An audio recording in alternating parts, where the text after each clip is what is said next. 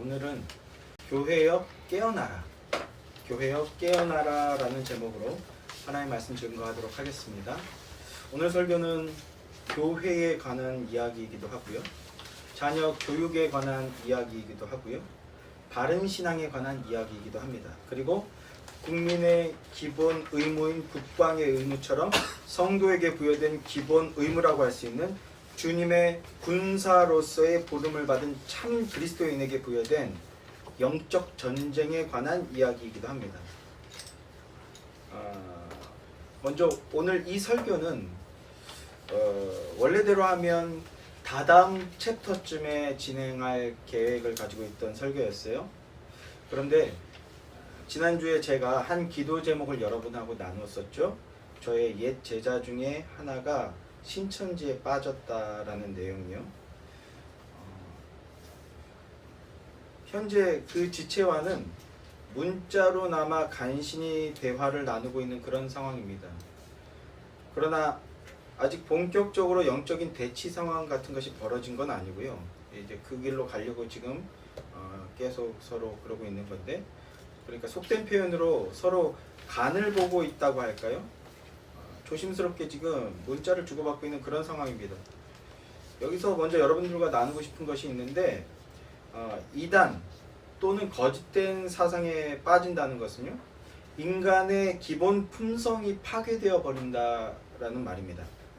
그 지체와 지난 월요일부터요, 언제 만나냐, 어떻게 만나냐, 이런 이야기를 가지고 한 주간 내내 문자를 주고받고 있는데, 그런데 그의 태도가요, 전혀 그 상식적이거나 정상적이지 못하다는 거예요. 제자로서의 기본 그 예의는 차치하고라도 오랜만에 연락이 된 거잖아요. 한 4년 만에 오랜만에 연락된 상대방과의 그 어떤 기본적인 주고받는 대화라는 게 있을 거 아닙니까? 예의상이라도 이런 기본적인 예의나 인간됨의 태도, 이런 자세들을 전혀 볼 수가 없어요. 전혀 볼 수가 없어요. 상대가 누구든 자신의 목적을 달성하기 위한 도구로 여기고 있는 듯한 그런 태도를 대놓고 아무렇지도 않게 그렇게 행하는 겁니다. 자신의 목적만을 위해서 계속해서 상대방을 푸시하는 거예요. 그리고 조금이라도 자기에게 공격스러운 질문이 올 것 같으면 이렇게 몸을 웅크리고 숨어버리죠. 어떤 사고력이 파괴되는 겁니다. 기본적인 품성이 파괴되는 거예요. 이것이 바로 이단에 빠지거나 거짓된 사상에 노예게 된 사람들에게서 흔히 발견되는 보편적인 모습입니다. 이단 사상 또는 거짓된 이념과 사상은요, 인간의 기본 품성을 파괴시켜버립니다. 양심을 파괴시켜버리고 사회성을 파괴시켜버려요. 이단들은요, 거짓은요, 양심을 부정합니다. 그러니까 양심을 부정하는 듯한 뉘앙스를 가진 사상이라면 그건 거짓된 사상이에요. 양심의 회복을 얘기하는 건 오직 기독교 복음밖에 없습니다. 양심을 파괴시켜버리고요, 기본적인 사고력을 파괴시켜버려서 어떤 기본적인 예의와 태도마저도 상실되는 그런 모습들을 보게 됩니다. 악한 마귀는요, 성실합니다. 그들은 생존 본능과 목적 달성을 위해서 쉬지 않고 목숨을 걸고 일을 합니다. 차근차근, 야금야금, 조금씩 상대의 가장 취약한 부분이 어딘지를 열심히 찾아서 그 부분을 쉼없이 공격한다고요. 이렇게 우는 사자와 같은 대적 마귀의 그 발광적인 모습을 보면서 참을 수가 없는 거예요. 그래서 원래 다다음 챕터쯤에 진행하려고 했던 그 설교의 순서를 급히 앞당길 수밖에 없는 거죠. 여기서 또 한 가지 드리고 싶은 말씀은요, 여러분과 그리고 모든 교회와 나아가서 그 우는 사자 같은 대적 마귀에게 물려가고 있는 모든 주님의 백성들을 향해서 드리는 말씀이라고 할 수 있는데요, 여러분이 포기하지 않으면 그 자매한테도 이 말을 하고 싶어요. 간 보고 있는데 이 말을 하고 싶어요. 네가 나를 포기하지 않으면 나도 너를 절대 포기하지 않는다. 네가 나한테 무슨 행패를 부리고 무슨 이상한 짓을 해도 내가 지금 다 거의 지금 순교적 자세로 그 자매를 지금 만날 준비를 하고 있는데, 그 친구가 꼬리 자르게 하듯이 나를 끊고 떠나가 버리지 않으면 내가 무슨 짓을 해도 다 받아들이겠다. 지금 하나님 앞에 그렇게 기도하고 그렇게 작정하고 있는 중입니다. 끊고 도망가지만 않으면, 떠나지만 않으면요, 얼마든지 기회가 있다라는 거예요. 제가 왜 이런 얘기를 하는지 아십니까? 이것이 하나님의 방식이기 때문에 그렇습니다. 이게 하나님의 사랑이기 때문에 그렇습니다. 저 인간은요, 이렇게 말했는데도요, 제가 예상한 것보다 더 극심한 고난이 오면 어떻게 마음이 변할지 몰라요, 사실은요. 제가 예상한 것보다 더 큰, 지금 그 자매가 저를 계속해서 그 신천지 거기로 데려가려고 지금 계속 대놓고 언제 시간 되냐 이러고 있는데, 가줘야 되나 말아야 되나 고민입니다. 갈까요 말까요? 네, 고민이에요. 한번 가서 거하게 뒤집어 엎을까? 근데 걔네들이 안 놔줄 거예요 아마. 이렇게 한 2시간 만날 것처럼 얘기해 놓고서 상대방이, 이게 가스라이팅, 요새 좋은 용어가 생겼어요. 가스라이팅 하는 거거든요. 이게 약간 불이 붙었다라는 게 보일 때까지 안 놔줘요. 2시간 만나자고 갔는데 2박 3일 붙들어 놓을 수도 있어요. 얘네들은 그런 기본됨이 없는 애들이거든요. 그래서 시간이 없구나 일단은. 어쨌든 그 친구가 나를 포기하지 않으면 제가 어느 정도 피를 흘려줄 수 있을지 모르겠지만 피를 흘릴 각오를 하고 이 자매를 만나야겠다. 뿐만 아니라 우리 교회 여러분들도 버리지 않으면, 끊지 않으면, 포기하지 않으면요, 저도 포기하지 않는다고요. 왜 그러냐? 우리 하나님이 그런 분이시기 때문에 그렇다는 거예요. 하나님은요, 여러분 절대 포기하지 않으십니다. 이 소망 가운데에서 우리는 선한 믿음의 싸움, 선한 믿음에 달려나가는 그 경주의 삶을 살아드릴 수 있게 되는 거고, 살아드려야 되는 겁니다. 자, 어쨌든 이런 그 상황적 배경 때문에 오늘 원래 예정보다 훨씬 순서를 앞당겨서 설교를 하게 될 것입니다. 하게 되었습니다. 교회는 이렇게 대적 마귀와의 영적 전쟁을 위해 부름받은 진리의 공동체입니다. 영적 전쟁 앞에서 교회는 유람선처럼 관람하고 구경하는 것이 아니라 대적 마귀와 전투하는, 그 어떤 전투함 같은 교회가 되기 위해서 오늘 우리는 무엇을 해야 되는가? 그것을 함께 상고해 보고자 합니다. 결론적으로 말씀드리지만 우리 예수의 교회는요, 유람선 같은 교회가 아니라, 이거 예전에 많이 하던 말이잖아요. 유람선 같은 교회가 아니라 전투하는 전투함 같은 교회가 되기를 소망합니다. 자, 그럼 첫째로요, 전투하는 교회가 되기 위해서 우리가 해야 될 것, 첫째는 자녀의 신앙 교육을 절대로 포기해서는 안 된다라는 것입니다. 자녀의 신앙 교육을 절대로 포기하지 마십시오. 출애굽기 10장 8절부터 11절 말씀입니다. 모세와 아론을 바로에게로 다시 데려오니 바로가 그들에게 이르되 가서 너희 하나님 여호와를 섬기라. 갈 자는 누구냐?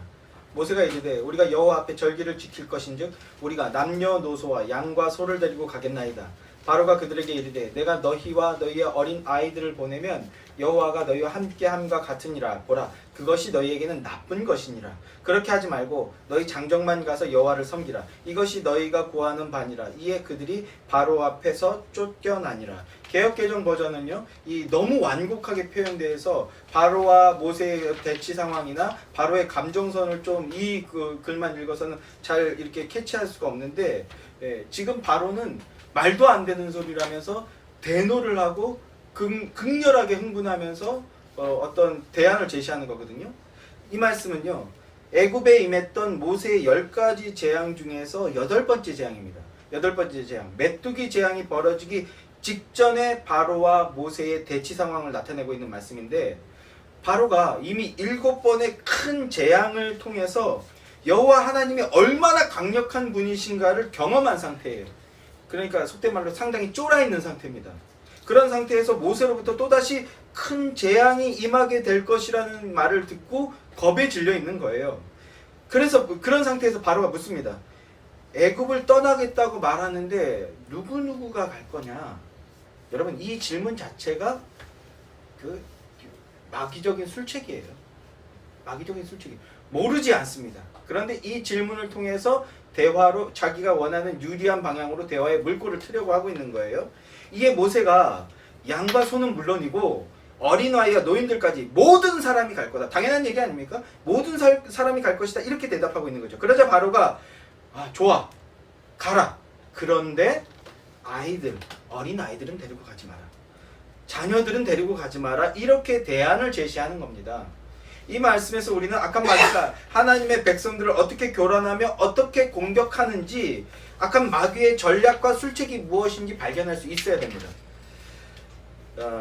이건요, 하나님의 백성을 누가 차지할 것인가, 이 헤게몬이거든요. 누가 차지할 것인가 하는 문제입니다. 창세기 3장에서는요, 하나님으로부터 모든 것을 위임받았던 아담과 하와가 마귀의 깸에 빠져서 선악과를 따먹었습니다.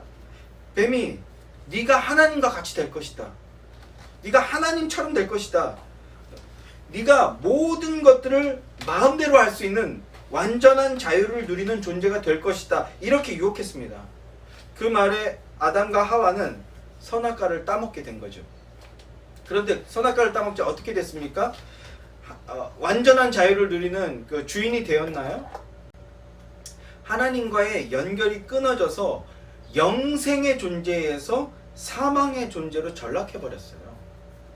영생의 존재에서, 영원히 살 수 있는 존재에서 언젠가는 죽게 되는 존재로 전락해버렸습니다. 뿐만 아니라 초라한 자유인이 되었다면 그나마 괜찮을 것 같은데 어떻게 됐어요? 자기 인생의 주인이 된 것이 아니라 선악과를 따먹는 그 순간 그는 마귀의 노예로 전락해버렸습니다. 창세기 3장 이후의 인류의 역사는 누가 하나님의 백성을 차지할 것인가, 누가 교회의 주인이 될 것인가 하는 이 문제가 끊임없이 발생하는 상황이 되었다라는 겁니다. 이런 영적 전쟁에서 바로가 내놓은 마귀적 술책은 바로 어른들, 당대의 사람들은 내가 포기하겠다. 그러나 자녀들, 다음 세대는 내가 결코 포기하지 않겠다라는 겁니다. 모세를 중심으로 한 당대의 사람들이 하나님의 언약을 믿고 따르는 믿음의 삶을 사는 것, 그건 오케이. 그래, 그건 못 막을 것 같아. 그렇게 해. 괜찮아. 그러나 다음 세대가 믿음으로 살게 되는 것, 그것은 내가 막겠다. 이런 심산이라고요. 이것이 마귀의 강력한 플랜 B입니다. 이 강력한 플랜 B가 발동하고 있다는 걸 성도, 교회는 깨달아야 되는 거예요. 이게 마귀의 술책입니다. 다음 세대를 믿음으로 살지 못하게 만들겠다. 그럼 이것을 오늘날 우리에게 어떻게 적용할 수 있는가? 악한 마귀의 그 플랜 B가 오늘날에도 우리에게도 진행 중인데, 그것이 무엇입니까? 바로 교육의 문제입니다. 교육의 문제. 자녀의 교육의 문제, 특별히 자녀의 영적 교육, 자녀의 신앙 교육의 문제입니다. 오늘은 8월 15일 광복절입니다.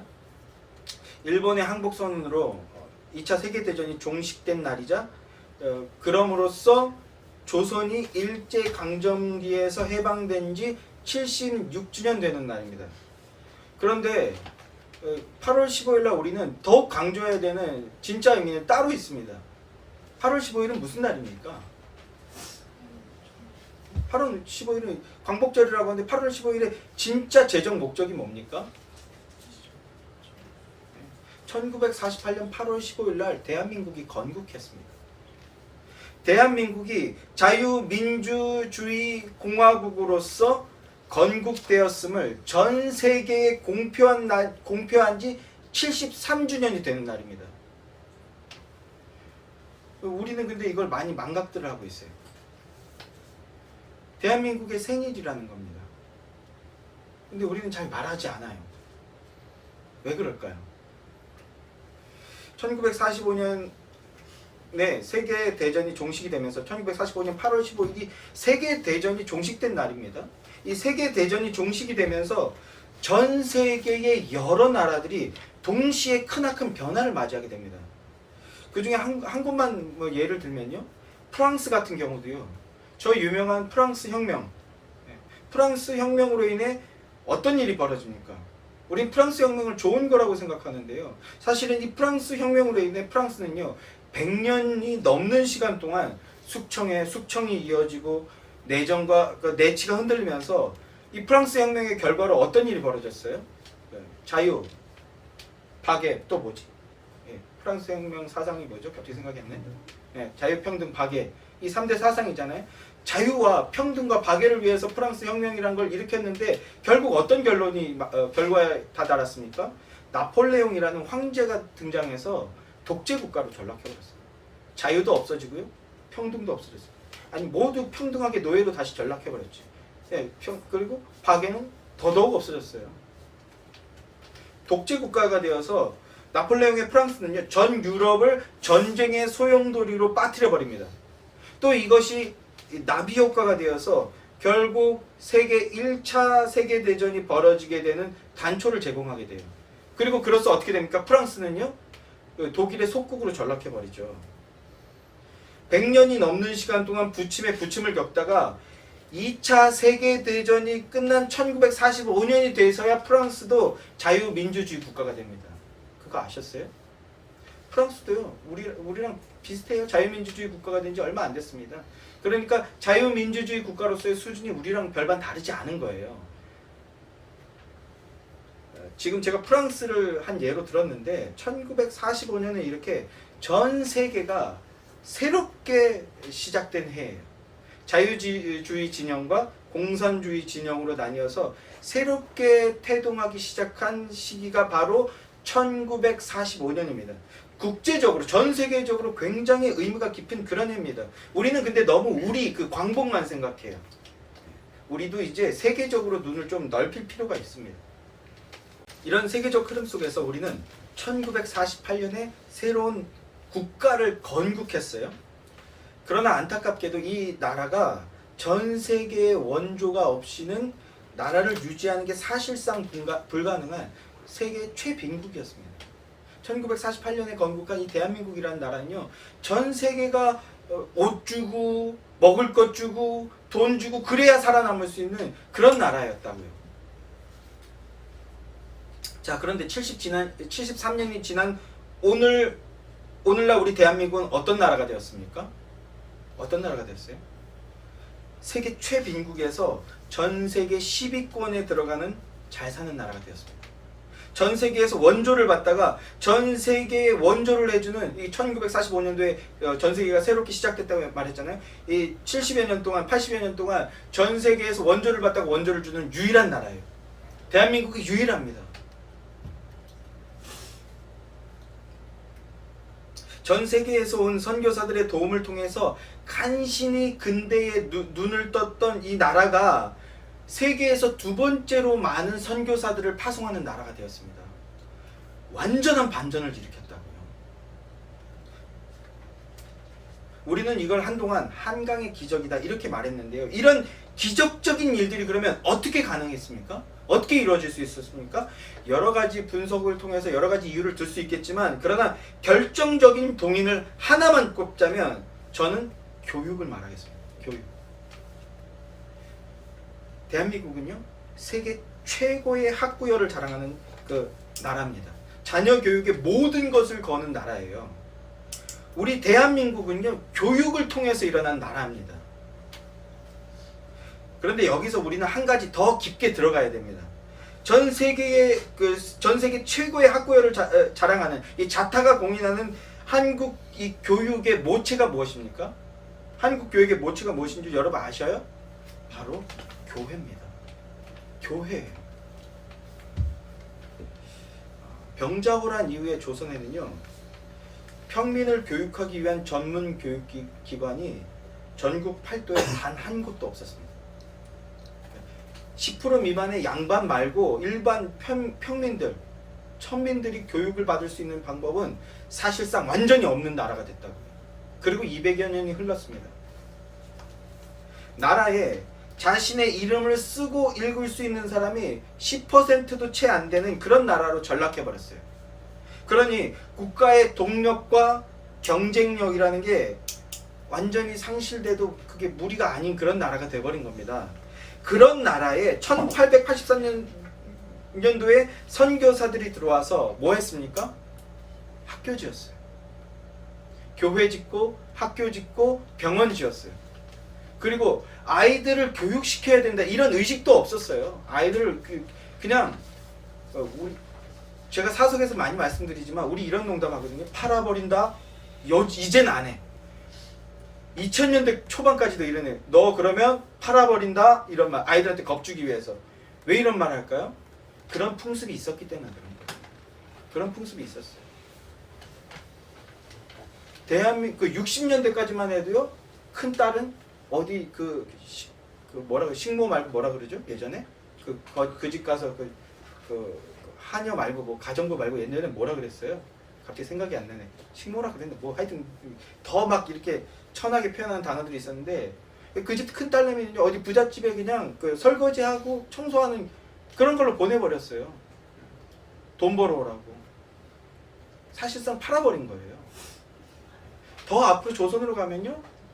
노름하다가 그냥 자식들 팔아버리는 거예요.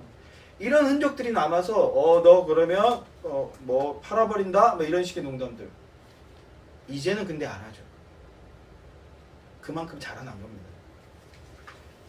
대한민국이 이만큼 부흥하는데 교육이 있었다. 그리고 더 정밀하게 표현하면 이 교육의 열기, 이 교육이라는 이 생명력의 근원은 바로 교회 학교, 주일학교의 교육에 있었던 겁니다. 그 어린아이들 불러 모아서 막 집에서 왜 아이들 교육, 무슨 아이들 교육을, 무슨 교육이 뭐고 아이들 교육을 시키냐, 뭐 여자애를 무슨 공부를 시키냐 이러면서 말렸어요. 싫다고 했어요. 그러니까 안 되니까 언더우드나 이런 분들이 길거리에 버려진 아이들, 길거리에 버려진 아이들이 부지기수였어요. 그래서 왕초 뭐 이런 드라마도 있었잖아요. 그냥 다리 밑에서 지들끼리 모여서 훔치고 막 이러고 사는 애들이 있었어요. 실제로 장돌뱅이라 그래가지고 쓰레기 줍고 막 그러면서 패싸움하고 다니고 그런 애들이 있어요. 그런 사람들 중에 어린 애들 데려다가 모아서 불러서 교육시키고 그들을 변화시킨 겁니다. 그들 안에 생명을 넣은 겁니다. 교회가 이 일을 한 거라고요. 대한민국의 부흥에는요, 한국 교회가 있었습니다. 그런데 문제는요, 오늘날 한국 교회가 이 사실을 잃어버렸어요. 오늘날 그리스도인들이 이 놀라운 축복의 비밀을 완전히 망각해버렸습니다. 저는 목사이기 이전에 한 성도로서 오늘날 대한민국이 이렇게 많은 어려움을 겪는 것은요, 그리스도인들이 교만하여지고 망각하여져서 그 생명의 근원이 어디에서 왔는지 이것을 잃어버렸기 때문이라고 저는 생각합니다. 악한 마귀는요, 자녀들에게 신앙의 유산을 물려주지 못하게 하려고 합니다. 교육의 실패는요, 미래의 실패입니다. 신앙교육에 태만하고 신앙교육에 실패하면 그것은 영혼을 사망의 길로 가게 만드는 거예요. 신앙교육을 시키지 않으면 모든 것이 무너지게 된다는 것을 마귀가 더 잘 알고 있는 겁니다. 지금 원고에는 없는 얘기인데 여기에서 예배하신 여러분들도요, 사실상 거의 대부분이 부모가 교회에다 앉혀놓은 거예요. 최소한의 그것조차도 없었으면, 여기 특이한 케이스 한 분 계시지만 성령님의 강력한 은혜의 역사가 증거되고 있는 건데, 대부분 그거라도 해줬기 때문에 교회가 일요일 아침마다 재밌고 좋은 게 얼마나 많습니까? 근데 막 욕해가지고 주일학교 가라고 막 그렇게 해서 살아난 거예요. 그런데 오늘날의 부모들은요, 그건 너무 세련되지 못하다. 꼭 그렇게 해야 되나? 애랑 이렇게 애를 이렇게 불편하면서까지 꼭 교회 가야 되냐? 마귀가 주는 거라고요. 그만. 마귀가 주는 겁니다. 무식하고 촌스러워 보여도 막 윽박지면서 교회 가서 헌금하고 목사님 말씀 듣고 와. 이래서 살아난 거라고요. 아멘이십니까? 마귀는 유혹합니다. 꼭 그렇게까지 해야 하냐? 꼭 그렇게까지 애를 그냥 몰아붙여야 되냐? 그리고 너희가 잘 믿으면 됐지. 이렇게 방심하게 만드는 겁니다. 이럴 때일수록 우리는 한국의 그 부흥을 이끄는 우리 신앙의 선배들, 우리 아버지 어머니 세대의 그 신앙의 순수성을 기억해야 됩니다. 그리고 본받으려고 노력해야 되겠습니다. 그들은 세련되지도 못했고 투박해요. 우리가 받은 교육과 그들이 받은 교육의 수준이 엄청나게 차이가 난다는 걸 여러분들 아시죠? 예. 그들은요, 그 기본 교육도 제대로 못 받았어요. 우리 부모님 세대들은요. 저희 부모님도 초등학교도 못 나오셨어요.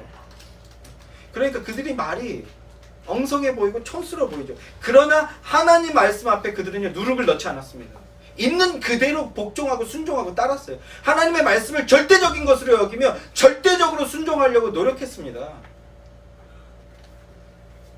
그런 1세대의 순수함이 그래서 그들의 신앙이 훨씬 더 강력하다고요. 우리보다.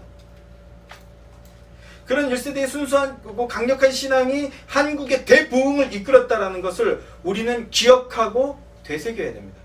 그리고 따라해야 됩니다. 마귀는 속삭입니다. 너무 촌스럽게 굴지 말고 적당히 해라. 너만 잘하면 된다. 그리고 자녀들의 신앙에는 둔감하게 만들고 무신경하게 만들어버립니다. 그러나 마귀의 그 말을 따를 때 어떤 일이 벌어집니까? 가정에 불화가 일어나고 교회는 부패하게 되고요. 나라는 무너지게 된다는 사실을 참 그리스도인들은 기억해야 되겠습니다. 자녀의 신앙교육에는요. 절대 타협이 없습니다. 이건 타협해서 되는 문제가 아닙니다. 미래를 살리고 영혼을 살리는 유일하고 절대적인 길이라는 사실을 우리가 반드시 기억해야 되겠습니다. 우리의 자녀들이 하나님이 기뻐하시는 참 그리스도인이 되고 성숙한 시민으로 자라나기 위해서 반드시 신앙교육이 필요합니다. 전심을 다해 자녀들에게 신앙교육을 하는 복된 그리스도인들이 되시길 소망합니다. 두 번째로 함께 상고해보고자 하는 것은요.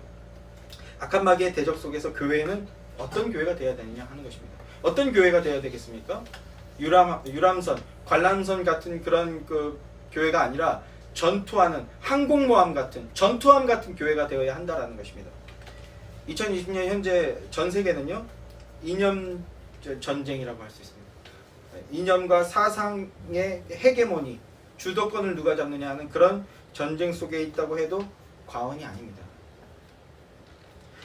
미국과 중국으로 대표되는 양 진영에서 이 이념의 주도권을 어느 쪽이 가져갈 것인가 치열하게 공방전을 벌이고 있는 것이 오늘날 전 세계의 어떤 그 상황입니다.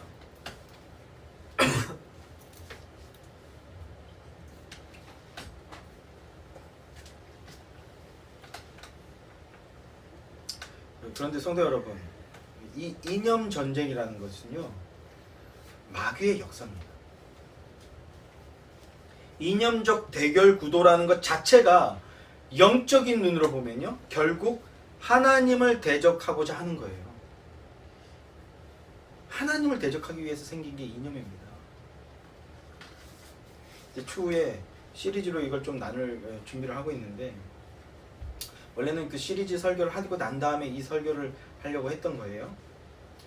근데 이렇게 마귀는요 이념 전쟁을 벌입니다. 그리고 동시에 다른 한편에서는 뭐합니까? 종교 전쟁을 벌입니다. 무슨 의미냐면 신학 논쟁, 자유주의라는 신학학파가 교회를 완전히 점령했어요. 이런 신학 논쟁과 또 신앙 쟁탈전을 벌이게 하는 겁니다. 주님의 교회를 여러 모양으로 혼란에 빠뜨리고 흔드는 거예요. 우리가 믿는 하나님은요 영과 진리의 하나님이십니다. 영과 진리의 하나님이시라는 것은 어떤 의미입니까? 불의나 거짓이나 기만이나 편법 따위가 발생할 수 없는 존재라는 겁니다. 그런데 마귀는 어떻게 합니까? 거짓을 예사로 합니다. 진리를 위해서라면 이들이 말하는 진리예요. 이 진리를 위해서라면 거짓말도 불사해야 된다. 모든 수단과 방법을 다 동원해야 된다. 이 표현은요 그리스도인은 이런 말 하면 안 돼요. 그리스도인은요 영과 진리로 예배하는 그리스도인이라면 방법도 옳아야 되고 결과도 옳아야 된다. 수단과 방법을 안 가리는 것 아니에요. 수단과 방법을 올바른 것으로 가리면서 행해야 되는 거예요. 그러나 마귀는요 수단과 방법을 안 가려요. 자기의 그 결과를 얻기 위해서 거짓말을 예사로 합니다. 다양한 거짓의 덫들, 함정을 놓아두고 사방팔방에서 양동작전을 펼치는 게 마귀예요. 오늘 보면 베드로전서 5장 8절 말씀, 근신하라 깨어라 너희 대적 마귀가 우는 사자같이 두루 다니며 삼킬 자를 찾나니 이렇게 말씀합니다. 마귀를 어떻게 묘사하고 있습니까? 배가 고파서 우는 사자. 사자도요 동물들은요 배가 고프지 않으면 안 잡아먹어요. 그죠? 우리가 그런 알고 있죠? 배가 고파야 잡아먹습니다. 그 마귀는 어떤 그 존재라는 거예요? 허기가 져서 뭐 먹을 수 있는 것만 보이면 가만두지 않겠다라고 작정하고 있는 듯한 그런 우는 사자 같은 모습을 하고 있다라는 거예요. 그런 모습으로 성실하게 일하고 있는 것이 마귀라는 겁니다. 성실하게 공략할 수 있는 취약점을 찾아서 부지런히 찌르고 다닙니다. 어디가 가장 약한 곳인지 그곳이 발견될 때까지 찌르고 또 찌르는 거예요. 예전에 감자탕 전도왕인가요? 감자 전도왕인가? 고구마 전도왕이다. 고구마 전도왕.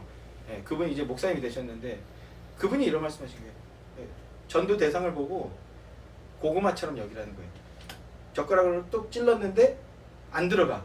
아직 안 익었구나. 그냥 간단하게 복음 제시하고 도망가라. 빨리 피하라는 거예요. 근데 거기서 끝나는 게 아니라 또 찾아가라는 거예요. 그래서 젓가락으로 찌르듯이 조금 들어가면 전에보다 복음을 좀 더 하는데 안 받으면 또 피하라는 거예요. 그러나 포기하지 마라. 다음에 또 찔렀는데 계속 찌르다 보면 말씀을 뿌리고 계속 찌르다 보면 어느 순간 익은 고구마처럼 푹 들어갈 때가 올 거다. 그때 복음으로 잡아먹어라. 뭐 이런 방법이었어요. 예. 근데 우리는 그렇게 안 하죠. 우리는 그렇게 안 해요. 저기 교회가 아니야 막 이러고 그냥 쫄아가지고 그냥 예수 믿 아니야 다음에 얘기할게. 아예 그런 말도 안 해요. 이제는 아예 그런 거 전도가 뭐예요? 뭐 찜짜 먹는 거예요. 이러고 있어요 그냥. 예? 저도 먹지도 않아 또. 예? 그런데 마귀는 어떻게 하고 있다고? 마치 그 고구마 전도법처럼 찌르고 또 찌르는 거예요. 어디가 허점인지 어디가 논리의 허점인지 찾아서 그것을 타고 들어가려고 우는 사자처럼 성실하게 일하고 있다는 거예요. 마귀는요, 그 사람들의 진중한 호의나 정중함을 이용합니다. 뻔뻔하게 자기의 기회로 삼습니다. 또 마귀는요, 논리의 허점을 찾아서 교묘한 사각지대가 어딘지 귀신같이 찾아서 그곳을 뚫고 들어옵니다. 또 마귀는요, 주도권을 쥐게 될 때까지 10년이고 20년이고 30년이고 가면을 쓰고 숨을 죽인 채 서서히 스며들어오는 그런 전략을 씁니다. 이걸 위해서 인내하기를 주저하지 않아요. 마귀는요. 5년이고 10년이고 30년이고 참는다니까요. 그거 하나 잡아먹으려고. 가장 대표적인 것이 뭡니까? 바로 신천지의 그 바돔기기, 산옴기기, 뭐 이 바돔기기라고 얘기하기도 하고 산옴기기라고도 하는데 성도인 척 위장해서 교회로 들어가는 거예요. 그래서 열심히 교회 사역하고 그래서 사람들의 환심을 사는 거예요. 교회 중직자들의 환심을 사고 호의를 막 베풀고 그리고는 또 다른 자기 동료들을 막 데리고 오는 거죠. 교회에서 그래서 자리를 잡으면 또 다른 신천지 멤버들을 교회 안으로 들어오는 거예요. 그래서 점점 알지 못하는 새를 불려서 주도권을 잡아버리는 거죠. 그런 다음에 그 장로 좀 이상하지 않아? 그러면 사람들이 와글 그래서 쫓아내고 또 신실한 권사 있으면 그 권사님 좀 말이 그 이상한 말을 하고 다니 이렇게 거짓말해서 그 사람 쫓아내고 그리고 마지막에 목사같이 쫓아내버리고 교회를 잡아먹는 거예요. 실제로 1990년대 2000년대 초반까지 신천지의 핵심 전략이었잖아요 이게. 그래서 어느 순간부터 교회가 간판이 바뀌는 거예요. 장로교회였는데 신천지 교회로 간판이 바뀌어 놀래가지고 한국교회가 그제서야 놀래가지고 이게 무슨 일이냐 알아봤더니 신천지들이 위장 잠입을 해서 5년, 10년, 무려 20년 동안 막 그 교회 그 신실한 성도인 척 하다가 확 교회를 잡아먹는.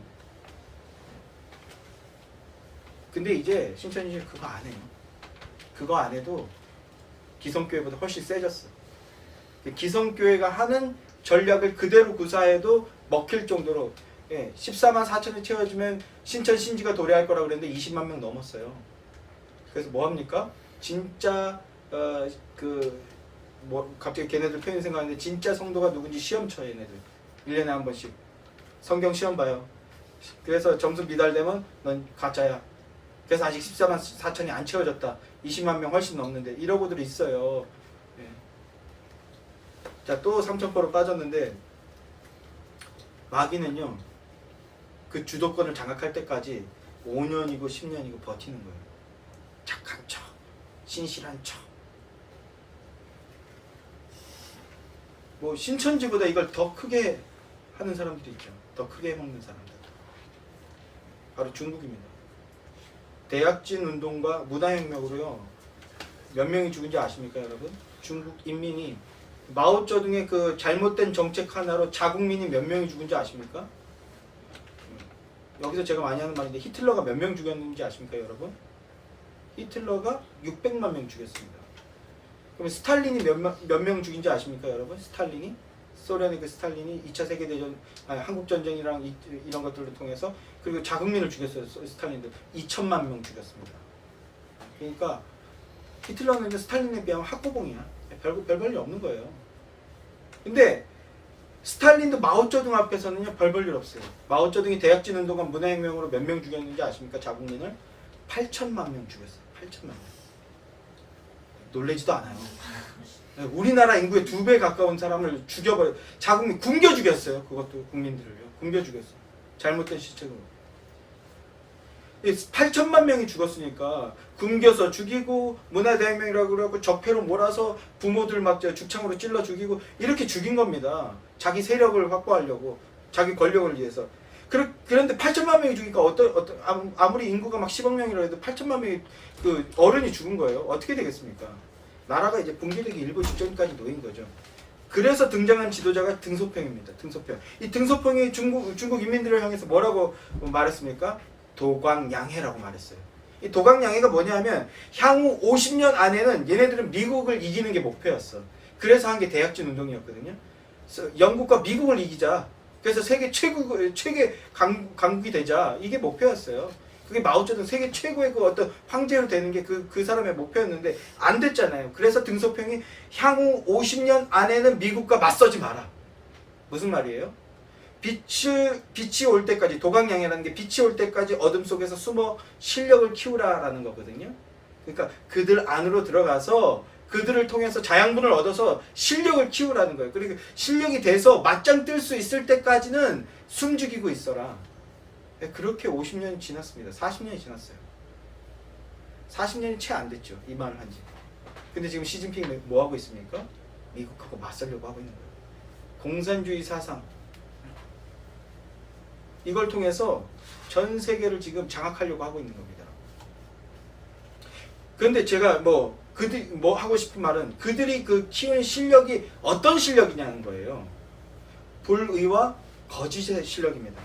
미국과 서방 세계가 중국이 지금 고사되기 일보 직전이니까 1990년대 소련이 붕괴되면서 중국도 저렇게 붕괴되면 전 세계가 너무 혼란에 빠질 수 있다. 그래서 미국의 부시가 대통령이 되면서, 아버지 부시가 대통령이 되면서 어마어마한 자금을 투자해줬어요. 원조를 보내줬습니다.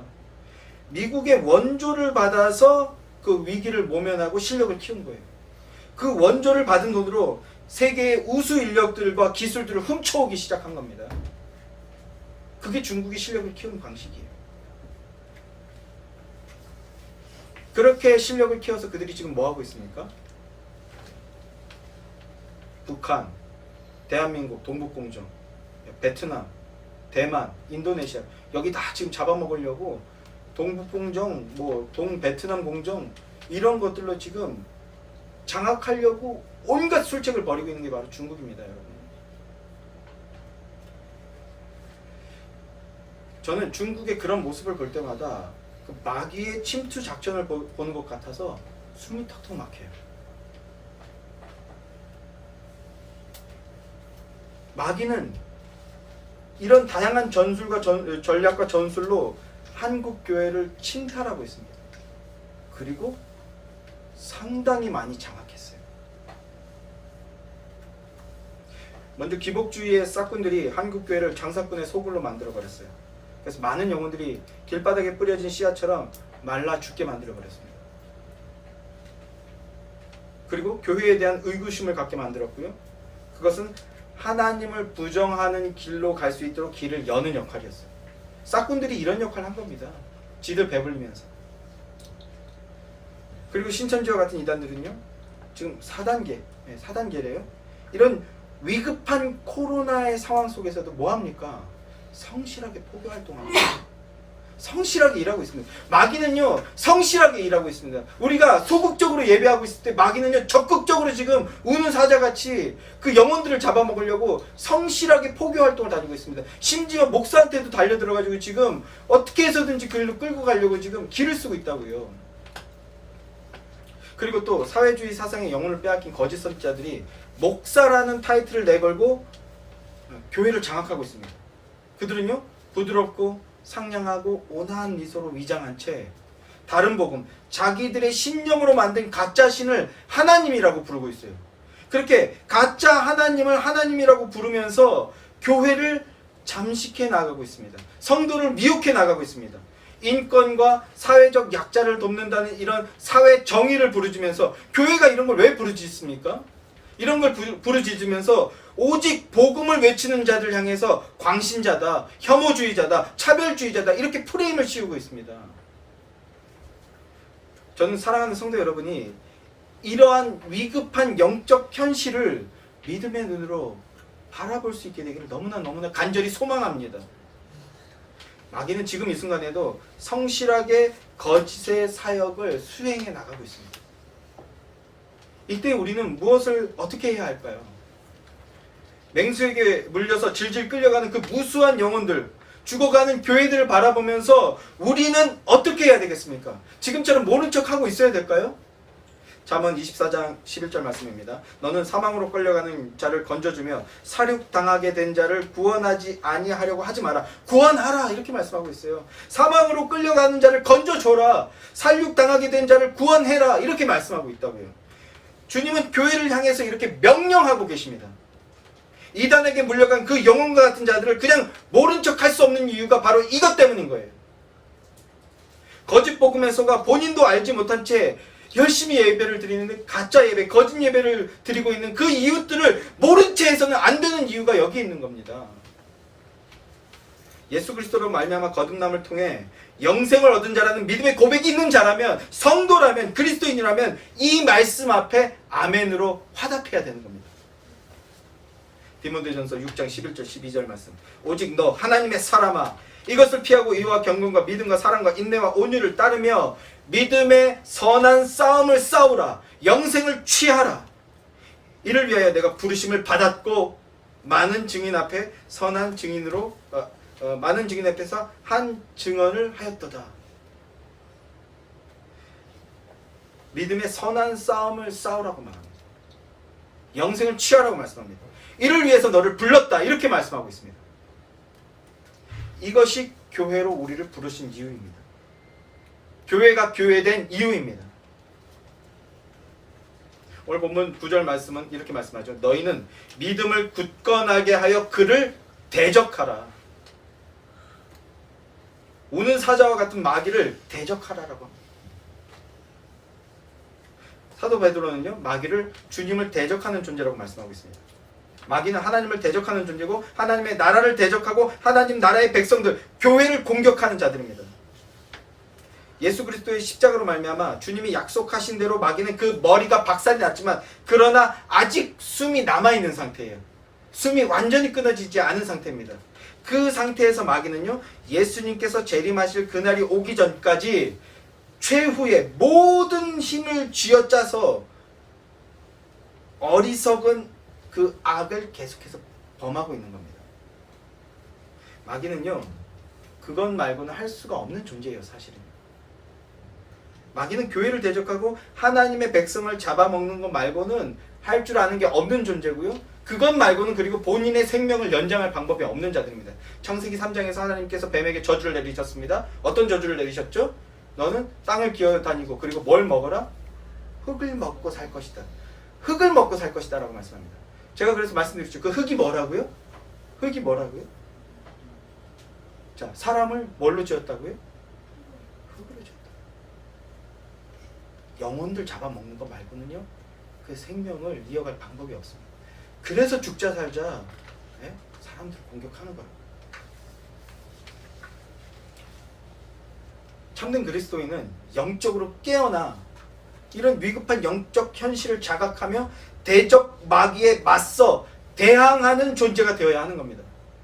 참된 교회는 우는 사자 같은 이 마귀의 세력에 영과 진리로 응전해야 하는 겁니다. 이런 생각을 해봅니다. 예수의 교회는 어떤 교회가 될 것인가? 예수의 교회의 정체성은 무엇일까? 지금 교회 개척을 하면서 여러 가지 교회됨의 그 방향성과 정체성을 논하고 증거하고 타진해 보고 있습니다. 복음의 의무를 이행하는 교회, 변증하는 교회, 진리를 수호하는 교회, 이웃을 사랑하는 교회, 지역을 섬기는 교회, 제자를 양성하는 교회, 인애와 공의와 의를 실천하는 교회 등등등등등 더 있죠. 뭐 많이 걸었습니다. 뭐 많이 하자고 얘기하는데 네. 저는 목사로서 우리 그 예수의 교회가 이런 참 교회됨의 모습과 능력이 전부 다 세워지고 발현되어지기를 희망합니다. 그러나 정말 진심은요, 이거 다 할 수 있을까요? 제가 하자고 한 이 모든 것들을 다 할 수 있습니까? 없죠. 저도 알아요. 이 중에 이것저것, 그러니까 고구마 전도법으로 비유하면 이것저것 다 찔러보는 거야. 우리는 뭘 잘할 수 있을까? 예수의 교회는 어떤 실력을 가진 교회로 자라날 수 있을까? 이 중에 제가 나열한 이 것들 중에 하나만이라도 정말 제대로 하는 교회가 되었으면 좋겠다라는 겁니다. 이걸 다 하자는 게 아니라 이것저것 다 시도해 보는데 예수의 교회는 이것 중에 딱 하나, 그거 하나만 잘하는, 제대로 잘하는 실력 있는 교회가 되었으면 좋겠다. 주님께서 재림하시는 날이 오기 전에 이 중에 하나만이라도 정말 제대로 행해서 멋지게 쓰임받는 교회가 되었으면 좋겠다. 이게 제 솔직한 속마음입니다. 교회가 그리스도 예수 안에서 하나로 연합되고 믿음의 반석 위에 굳게 서서 대적을 향하여서 숨고 피하는 것이 아니라 당당히 맞서 싸우는 믿음의 선한 싸움을 싸우는 교회. 복음으로 무장하여서 거짓 진리를 파괴하고 사망으로 끌려가는 영혼들을 건지고 살리고 세우는 그런 실제적인 실력이 있는 교회가 되었으면 좋겠다. 이것이 저의 바람이고 이것이 우리의 소망이고 우리의 비전이었으면 좋겠습니다. 아멘이십니까? 주님은요, 교회를 향해서 근신하라, 깨어있으라 이렇게 말씀합니다. 뭘로 깨어나고 뭘로 근신해야 됩니까? 로마서 1장 15절 말씀. 이 복음은 모든 믿는 자에게 구원을 주시는 하나님의 능력이 됨이라. 복음은 구원을 주는 하나님의 능력이라고 말씀합니다. 그리스도인이란, 참된 교회는 이 복음의 능력을 힘입어 영적 전쟁에서 승리하는 곳입니다. 하나님이 부르시고 세우신 교회는 이 생존이라는 이 싸움에서 해방된 자들이에요. 여러분, 무엇 먹을까, 무엇 마실까, 무엇 입을까, 이런 거 염려하지 마시기 바랍니다. 열심히 살지 말라는 뜻이 아닙니다. 하나님께서 책임져 주실 거라는 거예요. 그러니까 그리스도인은 이거에 목숨 거는 자들이 아닙니다. 그리스도인이란 복음의 능력을 붙들고 하나님 나라의 의와 뜻과 영광을 위해서 싸우도록 부르심을 받은 자들이라는 겁니다. 사랑하는 성도 여러분, 지금 이 시대는 공중권세 잡은 마귀가 최후의 발악을 하고 있는 그런 시대입니다. 지금 전 세계는요, 바이러스로 인해서 엄청난 혼란 가운데 있지 않습니까? 이 전 세계적인 바이러스로 뭐 하고 있습니까? 하나님 대적하고 있습니다. 영적인 눈으로 그것을 바라보게 되시길 간절히 소망합니다. 그리고 동시에 온갖 거짓의 무리들은요, 쉬지 않고 모든 능력과 영향력을 총동원해서 영혼들을 잡아먹기 위해서 아우성치고 있습니다. 이런 패역한 시대 속에서 주님의 말씀 안에서 근신하고 깨어나는 예수의 교회 성도 여러분들이 되시길 소망합니다. 근신하고 깨어나서 대적을 물리치는 능력 있는 교회가 되기를 우리 주님의 이름으로 간절히 기원하고 소망하고 축복합니다. 기도하겠습니다.